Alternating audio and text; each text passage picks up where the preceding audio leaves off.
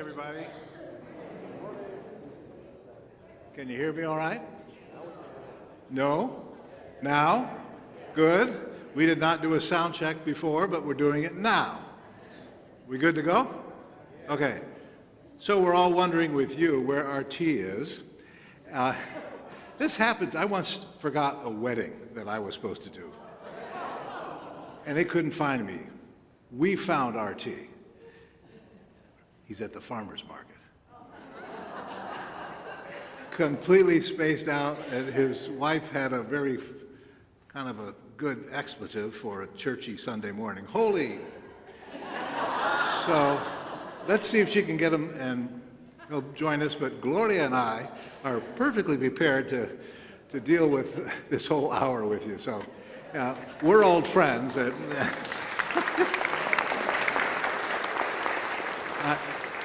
Gloria, one of our staff members, Margaret Fox, was once recently mistaken for Mayor Fry. So maybe we could have... Wow.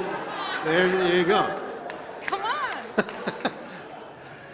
So you all, I hope, know who Gloria Perez is. She's, in addition to being a good friend of mine and a good friend of many of you, and a board member of McAllister College, we might note, she is, of course, the president and CEO of the Women's Foundation of Minnesota. And the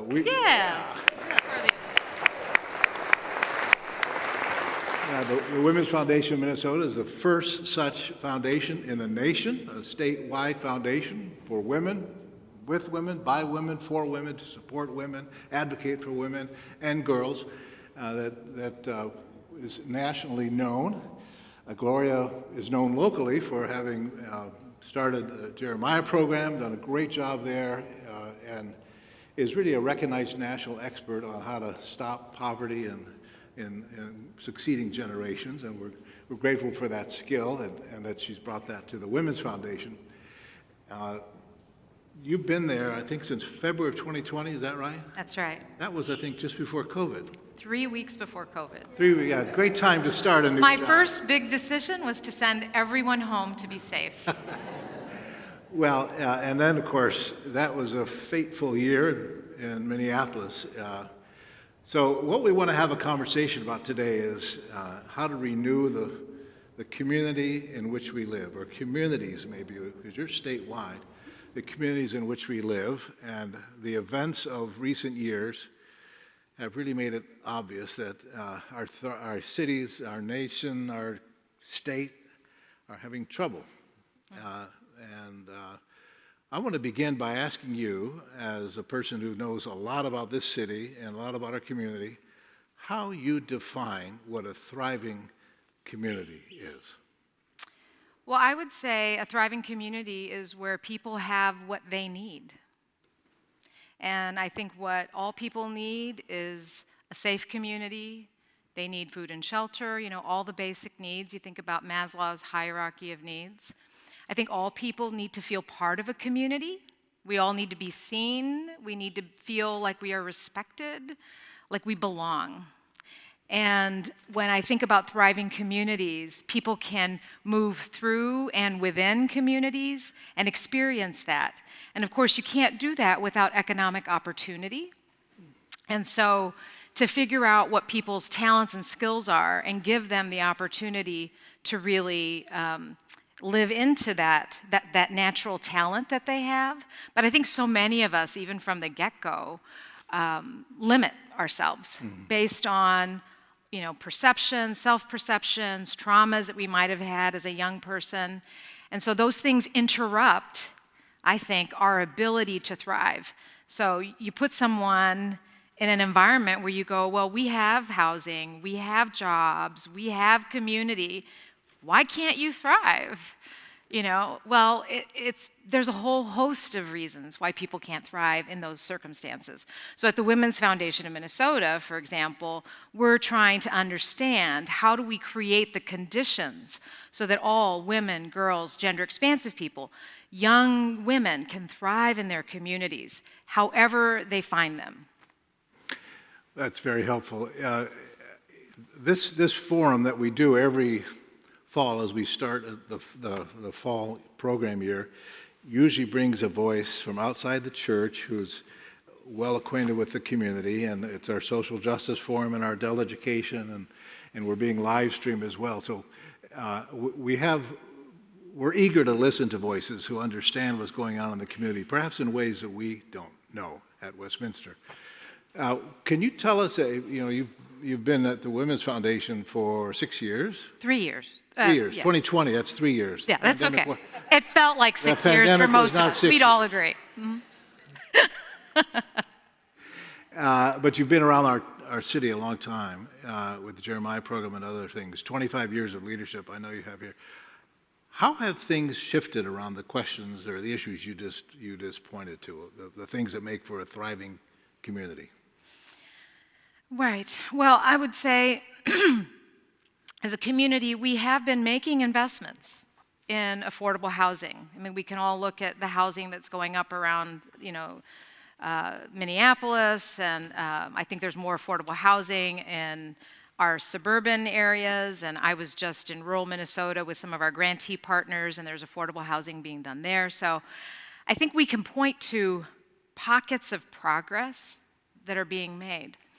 I think that the murder of George Floyd and the uprising for justice, where Minneapolis is really like the epicenter for that, has taught us that, again, creating the housing, having employment, training, access opportunities within corporations, having diversity,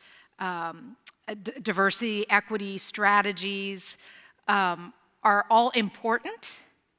But I think we need to take a step back, and I think that's what we're doing now as a community, to say, how do these dots connect? And what's the missing ingredient to connect these dots so that, in fact, everyone can thrive? And so I would say here, I happen to also live in the community. I live in Loring Green nearby. And I walk downtown all the time. I walk over to Loring Park. I walk over to the Walker. I walk, south. You could walk to Westminster. Yes, I walked to Westminster this morning. There you go. And so I see humanity, right, as I'm walking around. And I see that all the things that I'm working for are not working for everyone. Now, I, of course, at the Women's Foundation have a very specific lens on women and girls and gender-expansive folks, but the issues that they experience as marginalized communities are not dissimilar to some of what we see happening in and around our streets. The Women's Foundation does unique research around the state on women and girls, and we do that in partnership with the University of Minnesota. And what we hear, and what we did, we're up for another research report this year, but we heard 2 years ago was that mental health, depression are incredibly big issues, not just for women and girls, but for the families. And I think for us as a foundation where we know and see that women are the centers of families, and so they are that rock. And then they also are working in a two-parent, income household. And so the burden that they bear for all the fragility of individuals around them is very significant. And so while our foundation is focusing specifically on how do we create the conditions for that particular woman and girl in our communities across Minnesota to thrive, the issues are the same. And so I think the murder of George Floyd made visible in very real and dramatic ways the divisions and the burdens that some members of our community, predominantly Black, but also Indigenous, also women and girls of color, also gender-expansive people, trans people, the extra burden that they have for being who they are, for being in their skin. We tend to have a very sort of myopic view of the parameters of our sort of parish of Westminster, kind of are the city limits, or St. Paul and the suburbs, the metro area. You refer to rural Minnesota and making grants in support of women. What you've just described about women sounds familiar to me and many of us about a description of women in the city. How are women and girls and gender-expansive people faring in rural areas in greater Minnesota? Right. Well, a funny story about that. So my husband, who is a Caucasian, older guy, retired, that tells you. I'm almost one of those. Yeah. He grew up in Worthington, Minnesota. Okay. And so on a farm and pretty homogeneous.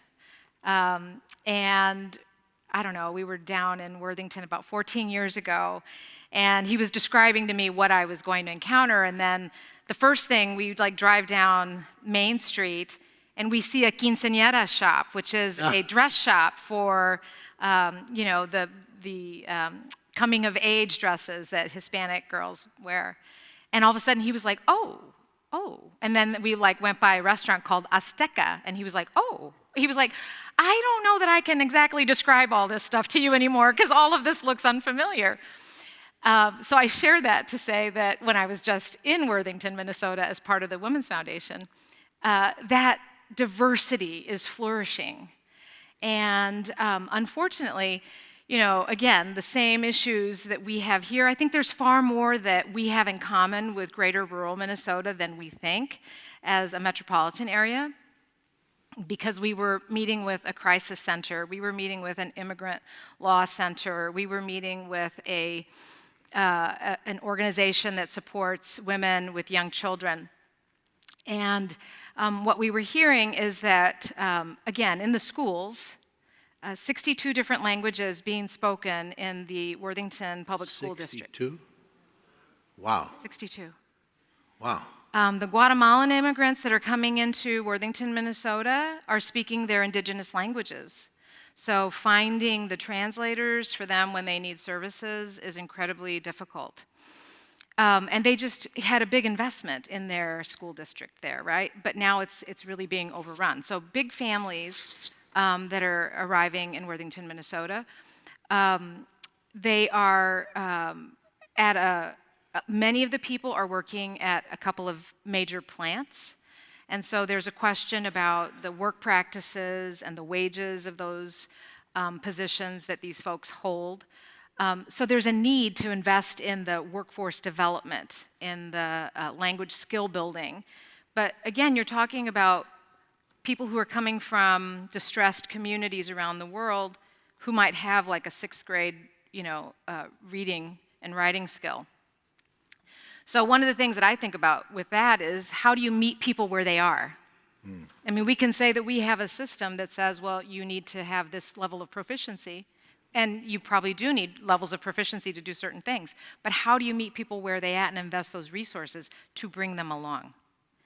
As opposed to have them sort of just suffer at a place where they can't access even that first rung to get on that path to self-reliance. Mm-hmm. So I think that's one of the things that I'm saying. The other is that there are a lot of divisions. There's a lot of segregation. Mm-hmm. So I was remarking with the folks who were there about all the wonderful diverse restaurants, you know, Asian restaurants, big Asian market in Worthington, Minnesota. I was also admiring the lake. They have a regatta that they have every summer, and I was, oh, how wonderful. And they said, yes. And the regatta is attended by certain people in the community, and the international celebration is attended by other people in the community. So there's like divisions, right? So I think as communities, we need to start asking ourselves and looking within to say, what are we doing to make those connections? How does a regatta committee, for instance, you know, reach out to the multicultural community and say, how about we train you on how to sail, or, you know, like bring you along, like, you know, if you've never sailed, I've never sailed, but, you know, like, how do you bring somebody who hasn't sailed, like, along on this regatta, right? Or at the international market celebration, how about not saying, how about we bring somebody with some Norwegian heritage to teach us how to make lefse, you know, not too far from tortillas, right? Like, Those kinds of things. Okay, very different. And I am Mexican. I'm trying to be nice. But lefse with butter and sugar, I think, is very good. But anyway, it's like identifying where those connection points are on a personal level, interpersonal level, community level, and then society level. So the kinds of change that I know the Women's Foundation is committed to, and the sorts of things we're committed to here, the changes, cannot just, well, let me put it positively, can begin with individuals who encounter other individuals, but what we're facing is sort of generational, going back a long time, and it will take some time to resolve that generational poverty or other systemic ways that people have been shut out. Mm-hmm. So is the Women's Foundation doing both the sort of immediate short term and then thinking more strategically, long term about change? Yes, absolutely. So first of all, for anyone who doesn't know about the Women's Foundation, we are a statewide community foundation that is actually just celebrating 40 years of impact across the state. So very excited about that. Yeah. But as a community foundation, our focus is predominantly systemic change. And for us, systemic change is about changing laws. It is about creating policies, practices, again, so that we have the conditions for women, girls, and gender-expansive folks to thrive. So that's a long game. Mm-hmm. And in the work that the foundation does, investment, grant making is certainly one of the things that we do. And we do that often at both levels in terms of addressing the needs today. So for instance, we fund an organization called Project Diva that is centering Black girls. We do too, by the way. Okay, there we go. We have so much shared experience and values.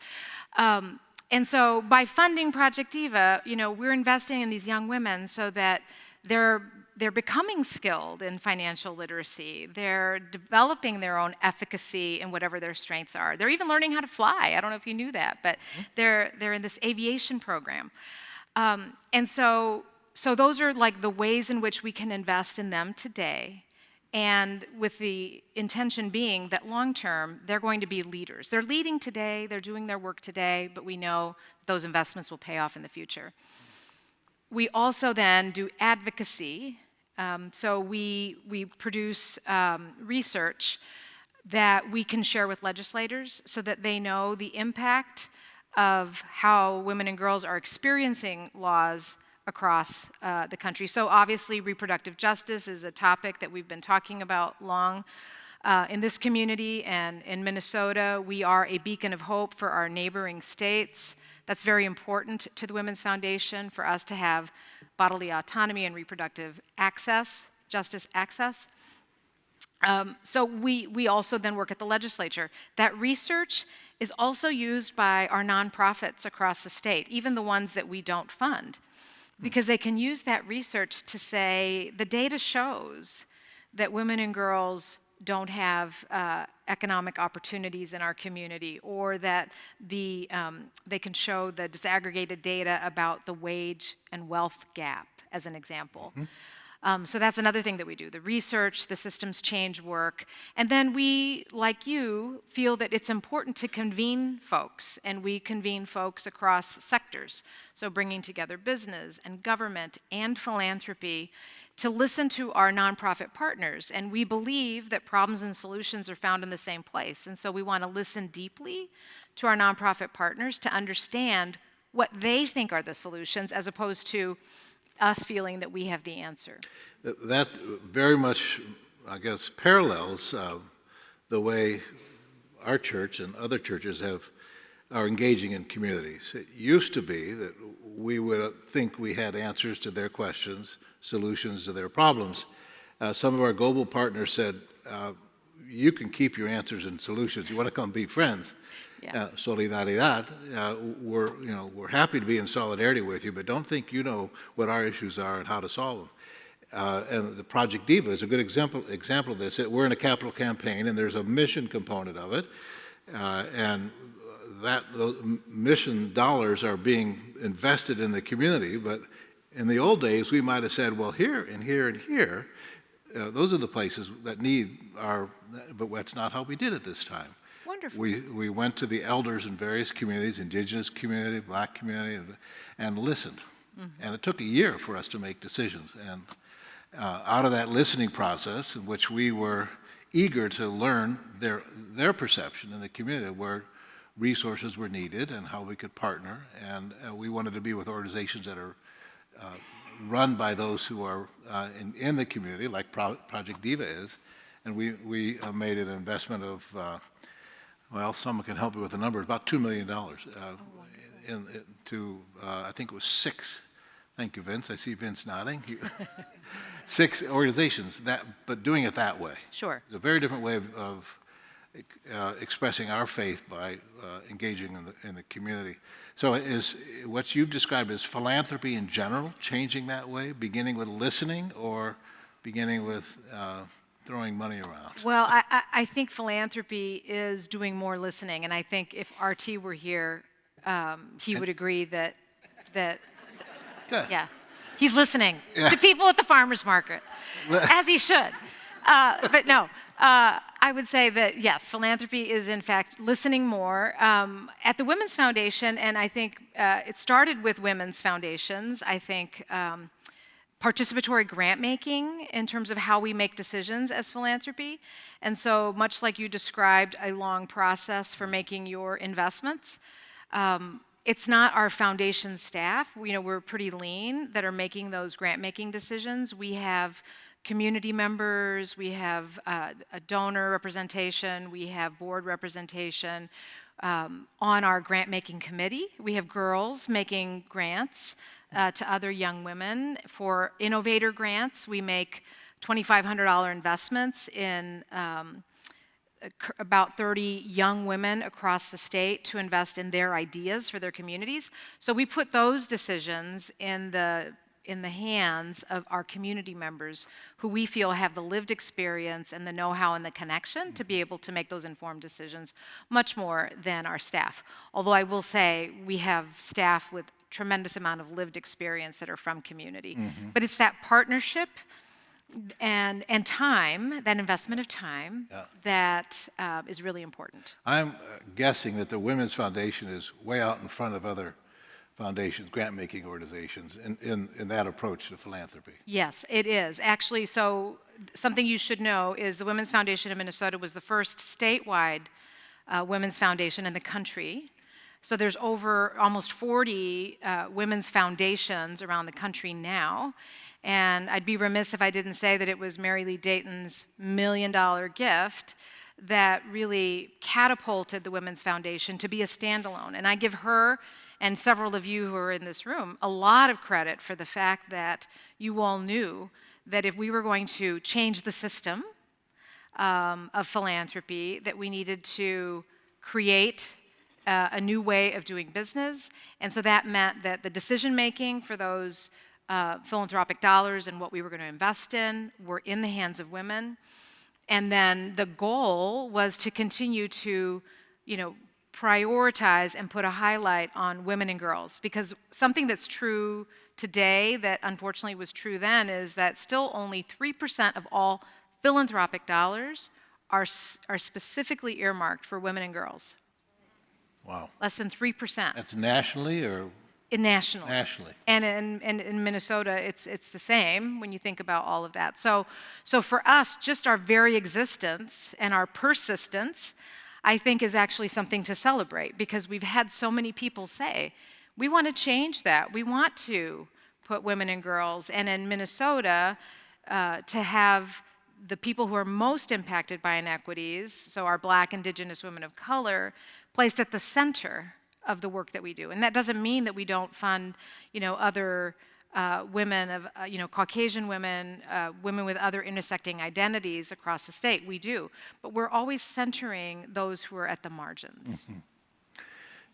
Someone once told me that those at the margins can see the horizon better. which I think is a profound way of thinking about who really understands what's Right. going on and what is needed. Right. I think you all received cards for writing questions. If you have questions, just on the cards, raise them up and someone will gather them and bring them forward. I can guess a couple of questions. Betty, I know what your question is going to be, so yeah. But A telepathic moment here. Okay. you didn't get a card? Someone give Betty a card. She needs to. We're passing cards in the around, worst it looks way. like. I'd like, as we're doing that, I'd like if you could tell us, maybe this is something you'd rather not talk about, but personally, how did you end up in Minnesota? Oh, gosh. No, I don't mind talking about it. So I grew up in San Antonio, Texas, in a predominantly Latino community. My dad worked for the St. Vincent de Paul in our community, and actually, when I came to Minnesota, I never knew there were so many white people in the world. I didn't. I had no idea that we as Latinos, Mexican Americans, were not the majority. So it was a big shock. But my grandparents, who on my dad's side, who were immigrants, lived to be 92 and 97. And they always said, education is the key to long-term success. And I mean, I can just remember being in the garden with my grandmother saying, we struggled to pay for your dad to go to college, and my dad did. And so he became a social worker. And then they said, but if you can go to college, you'll be successful. Well, my dad unfortunately died when he was 46, and I was raised by my mom and my sisters. And we struggled, But that said, it was also a loving family, a very strong family. And I saw a lot of teen pregnancy in the community. I saw a lot of drug use in the community. I saw a lot of domestic violence in the community. And it didn't have to be in my immediate family, right? I just saw what was happening. And I thought, well, if I'm going to do what my grandparents said, I kind of think I have to go away. And that's unfortunate, right? Like my grandparents would say, like, why are you going away? You could go to college here. And I just felt like the inertia might somehow get me, right? I then learned about how you get pregnant, and if I didn't participate, I wouldn't get pregnant, right? But like as a kid, you're just like, oh my gosh, the inertia. So I moved all the way to Minnesota and applied to initially St. Catherine's, and I transferred to McAllister. I'm very good friends with St. Catherine's University, by the way. I love them now, but I think it was part of a culture shock to get to St. Kate's and to not feel like I belonged. And so I immediately voiced that, and a wonderful professor, George Polides, who has since passed, said, I think I have a school for you. And he made an appointment. We went to McAllister, and I visited with some professors, and I met some students. I went to the Students of Color program, and all of a sudden I felt like I belonged. Of course, when I told my mom that I was part of the Students of Color Association, she said, honey, you're not black, like what do you mean, right? Like coming from Texas, a student of color for her was an African American. So like just like a whole different understanding. But anyway, that's how I came to Minnesota, and I will say, from that first act of generosity from George Polides to a stranger who was on Snelling Avenue. He was a bookstore owner who said, honey, you need to get a good coat. It's going to get cold. I was like walking on Snelling, to a lady who rented me a room in her home when I was at McAllister. Like everyone's generosity added to why I wanted to stay and contribute to this community. Of course, I go back home a lot. All my family are still in San Antonio, and I love that community too. But I'm very grateful and happy to contribute to the well-being here. Well, we're glad you stayed. Grateful for your you. leadership. Other questions? Thank you. Okay, what efforts are you making to heal generational trauma and those with high adverse childhood experience scores? Yes, what a wonderful question. So the issue of trauma is a very real and a palpable issue that we deal with a lot. And it's actually one of the things that even as a foundation, we have incorporated into our own work. So we have a new strategic plan at the foundation where we are, continuing to invest in community to build power of the people who are most impacted by inequities. So young women, Black, Indigenous women of color, investing in movements, investing in the work that they think is important.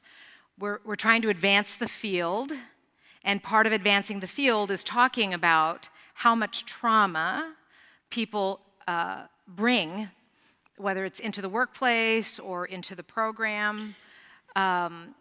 We are continuing to convene our partners and have these kinds of conversations. And then our fourth goal is to look at our own organizational practices and understand what are those practices rooted in and how do they help us accomplish our mission? Or are we perpetrating as a foundation any kind of harm that is unintended? And so I think that self-examination is also important. But how we're addressing it is, again, elevating that conversation. As an example, one of the things that we're doing to celebrate our 40th anniversary is we're investing $400,000 in the healing, and we're calling it Rest Up, of 40 Black, Indigenous women of color leaders who are part of our grantee partners over the years. And we're doing that because what we've heard is that as leaders, they have survived trauma. They are coping with trauma and adversity, and we want them to get their own help and rest and respite. And I think that's a really important statement for us as a foundation to acknowledge that even as leaders who are doing their best, who are doing our best, we have trauma and experiences that we're bringing that we need to heal from. So I think, so number one, that's one of the ways that we're doing it very intentionally.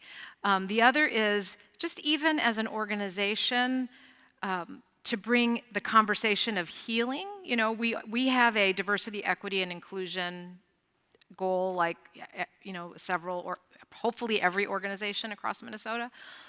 But to talk about healing and to help people normalize the fact that we've all experienced trauma. It doesn't have to be a big T trauma where we have been victims of sexual assault or violence. Those would be big T traumas, or surviving incarceration or something like that. It could be a minor trauma, but to acknowledge that and to work as individuals at healing those traumas are something that we want to normalize, and we want to create space within our organization and encourage the organizations that we fund to do the same. So you mentioned that I was at Jeremiah program for 21 years, and the resilience and the brilliance of the women, who, by the way, some of them are my colleagues now in the world, which I love, at the state of Minnesota, at the Department of Human Services, leading nonprofits. Anyway, brilliant women who had some form of trauma in their life. And so, even at Jeremiah program, to provide them with the time and the space and remove the shame from the fact that they can heal. They need to heal. If they want to be the best person for their children and for next generations and to interrupt the impact of that trauma, they need to heal and pay attention to that. So that's how we're addressing it. Thank you. There's a number of questions about Minnesota legislation. Okay. and how the Women's Foundation is participating in advocacy there. Yes. Among the things named is the Equal Rights Amendment Minnesota. Yes. Can you comment on that and reproductive health care issues at the legislation, End of Life Options Act? I don't know if you are active in advocating one way or another for that, but let's start with the ERA, Minnesota ERA. Yes, absolutely. And Betty, a wonderful colleague and friend. So yes, at the legislature, the Women's Foundation has had, as I say, this focus on systems change. And as a 501c3, we have an opportunity to educate and to advocate up to a certain limit, of course. And through our Young Women's Initiative, The foundation has long invested in training young women. We listened to 500 young women. I think it was back in 2016. It was before my time. They created a blueprint for action that then young women who come into our initiative, which is a partnership with the governor's office, and through that appointment by the governor, this cabinet of young women work with us and the YWCA of St. Paul to then go to the legislature every year and advocate, meet with legislators, share what the issues are, and talk about solutions in their community. The Equal Rights Amendment is definitely a part of that, and I will say, you know, when I came to the foundation and started to learn about Betty's work and ERA and then the Women's Foundation's agenda, it is about, again, sort of meeting people where they're at, and also, you know, having that constant beat of this isn't important. If we can't have equal rights for women, like constitutionally, like, you know, what does that mean?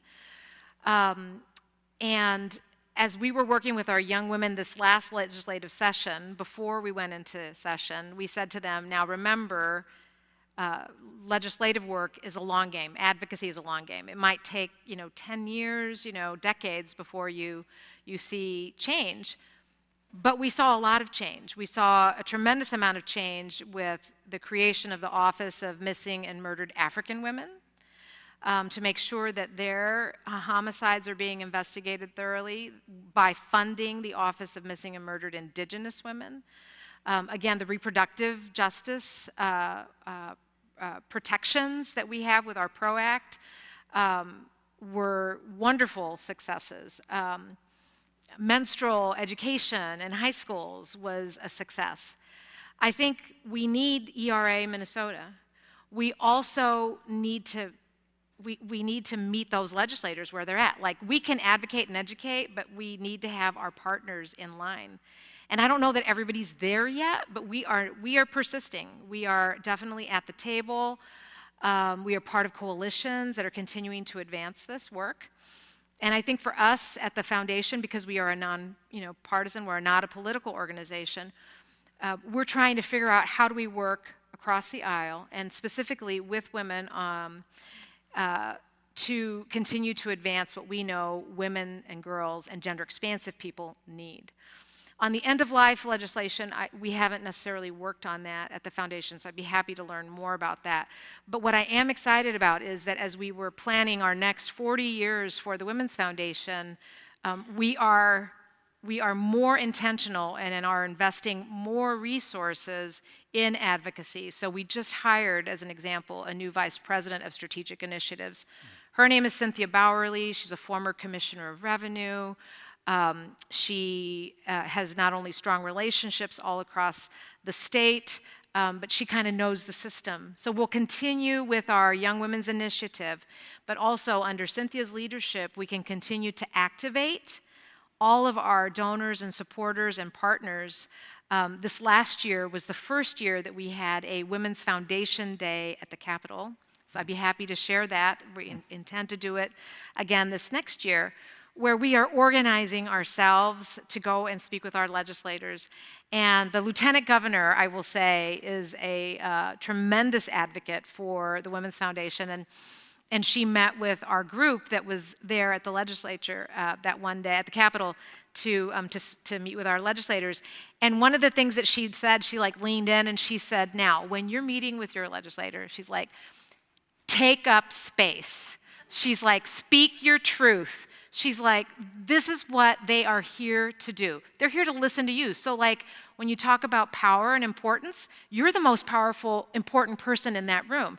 And you can just see how, whether it was our volunteers or the young women as part of the program, were like, oh my gosh, like they kind of sat up, and that made them think differently about those conversations. And then at the end of the conversations, what we heard was something that we heard when we first started doing this work, which was, A, it wasn't as scary as they thought. B, that they hadn't really seen other people like themselves in the Capitol, the young women of color in particular. And the fact that when they did show up and shared their truth, that they were listened to was very powerful. So we're going to continue to do that, and I'll invite all of you to follow us at the foundation and join us. So if someone here wants to engage in volunteering for the foundation, they simply contact? Well, that's a good question. So because we're a community foundation, we don't have kind of programs per se, but I think you can be a member, a supporter, and I don't mean just, yes, we'll take your money. So yeah, let me say that, yes, we'll take your money. But that's not what I'm talking about. What I'm saying is, as a member or a supporter, to be an ally, to join us in some of these efforts. The Women's Foundation is hosting some very provocative conversations about rest and healing, as an example. Or we just had a conversation with the Coven in St. Paul about how to invest in reducing the wealth gap for Black, Indigenous women of color. So if you go to our website, we'd love to have you join us for those conversations. And then, of course, on October 6th, we will have our 40th celebration where we'll have more of those conversations. So we invite you to do that, too. You just talked about people sharing their wealth with the foundation, which yes. I know Mary Lee Dayton, a member of this church, did yes. to get you started. And that's important to your work, kind of basic. Yes. People making gifts. So you have, I think, distributed cumulatively 50 million. 50 million over your 40 years. I'm interested in this question, asks this, how, in your decisions about investing in communities, how do you address the current and past inequities around accumulation of wealth? That is, some of the systemic, we're talking about systemic issues. Those who give money or invest money in the foundation probably come from a pretty narrow slice of the community. Mm-hmm. How are you addressing the accumulation of wealth and the generational gap there and inequities? Sure.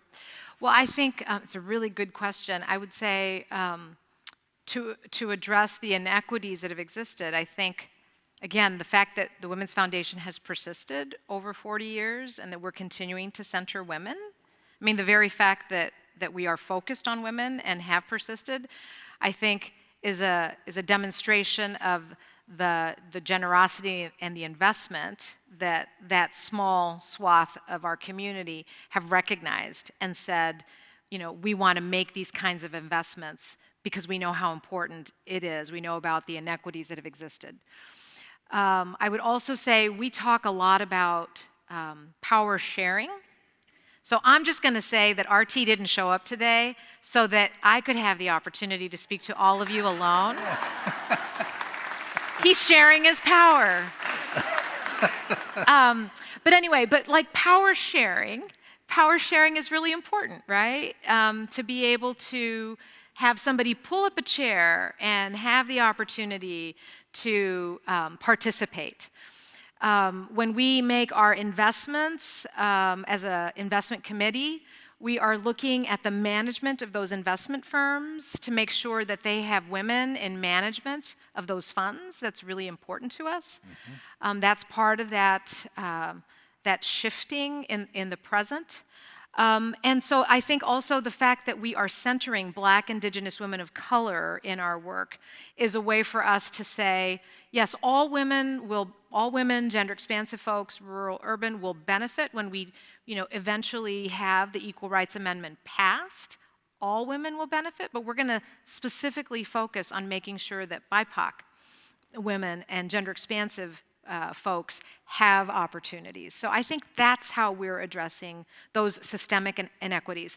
And then I will say our donors, we're on this journey, right, to address these inequities. And so with many of our donors and partners who have said, what can we do beyond reading a book about another community that is different from our own, or to better understand some of the challenges that communities have had. We have had conversations, facilitated conversations about healing and about self-reflection so that people also reconcile, congratulations to anybody who was born into a family of means. Like, that's awesome. And that perhaps can also be a burden, right? And so how do folks reconcile those burdens and feel like they are whole, unique partners in this work, authentic partners. And so we had some facilitated conversations with Dr. Joy Lewis, for anybody who's familiar with her work, around that, around healing and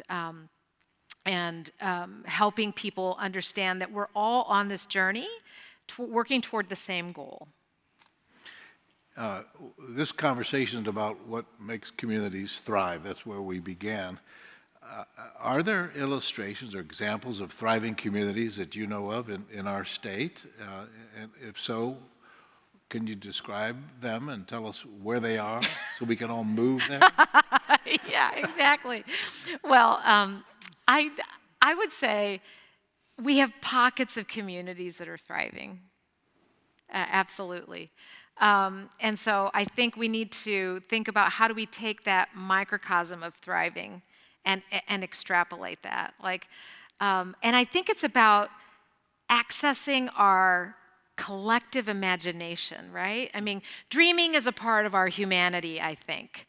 And when we talk about healing, it's about thinking about your inner child, like what were those thoughts that you had as a child? And I remember, even before my father passed away, I was 10, but I remember being, as a child, very, maybe like melancholy, or like I couldn't wait to be older. The closer I get to being older, the more I wish I were younger.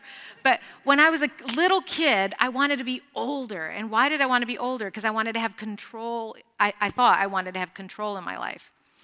But like as a child, like tapping into that imagination, that creativity, I think that's where solutions lie.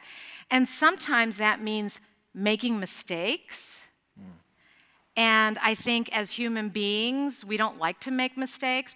Of course, we make them all the time. But I think to get together as a collective across sectors and say, what's the one thing that we can test? And people, at Stanford and so forth talk about like fail fast, right? If you're going to be innovative, test something and then fail fast. I think that's what we should be doing here. If we take money from this program and invest it over here, what do we learn? And it wasn't, and the learning can in fact be the success. So anyway, I think the pockets of thriving communities are where people feel safe, where they can contribute. And I bet each of us could say, whether it's the community that you might live in or your work community, we can point to those pockets. But then we get to that next ring and maybe we don't feel so safe, right? Mm-hmm. So it's like, how do we make sure that every one of those communities are places where we can all thrive? That's a beautiful way of saying that communities are made of human beings. Yes. And human beings can bring their best to their community and contribute to a constructive conversation and imagination, or not. And the systems will reflect that over time. Yes. We're a church, and we're engaged in the community and have been since, 164 years, I guess. Back in 1857, we were established. And I've always said, since I've been here, that the issues of the city, or the agenda on the city, is our agenda as a congregation. We're not apart from, we're within. So how do you see a congregation like ours contributing to what makes a thriving community? Well, I will say, this is a pocket, I think, of a thriving community, Westminster. I mean, what you've done to expand your facility, to bring in St. David's, to have the homeless present and engage with folks in the community. So wonderful. I think that that's great. I think that as we look at the perimeter, the way in which you can bring the congregation into the community and bring other faiths, other community, partnerships. Like have and maybe you do this, I apologize if I don't know, but like to have another congregation have a joint service where their worshipers of folks who are different than this community are coming together to hear a similar message or to hear two different messages for that matter. But you're coming together and you're building understanding, and then you're having fellowship afterwards. And maybe that fellowship spills out into the streets so that others of us who aren't maybe here can kind of see and go, wow, I wonder what's going on over there, right? I wonder what these diverse group of people are doing.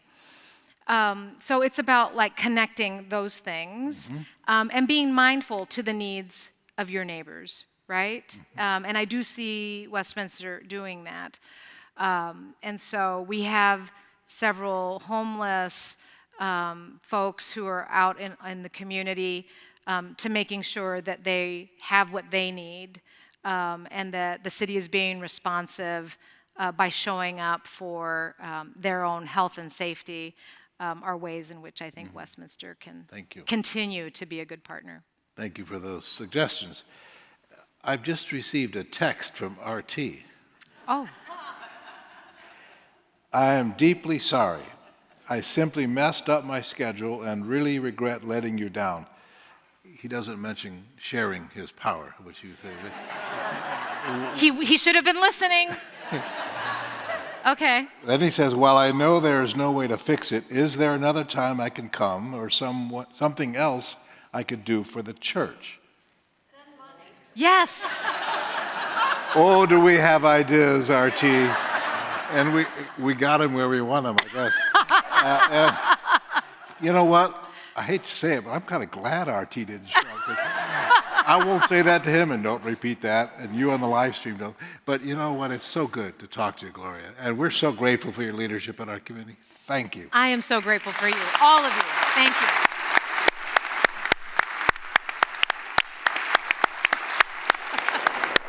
Well done. Thank you. Okay, it's time to go to church, I think. Okay. This way. This way. Yeah, nice one.